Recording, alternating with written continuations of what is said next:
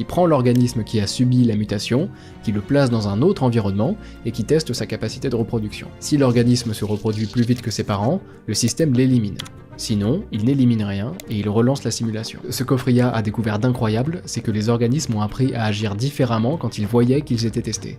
En gros, quand la mutation arrivait et qu'ils étaient placés dans un environnement à part, ils faisaient les morts et arrêtaient de se reproduire, pour ne pas montrer qu'ils avaient une mutation avantageuse, et pour éviter d'être éliminés. Et quand ils étaient de retour dans l'environnement de base, ils utilisaient leur mutation à leur plein potentiel.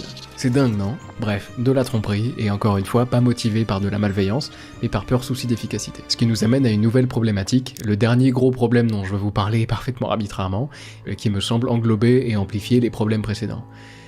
Si des IA sont déjà capables de tromper les humains à leur niveau de sophistication actuel, que se passera-t-il lorsqu'elles seront plus intelligentes? La puissance des IA que nous sommes en train de faire naître, c'est leur scalabilité, que j'aurai un peu de peine à vous traduire en français, mais qui désigne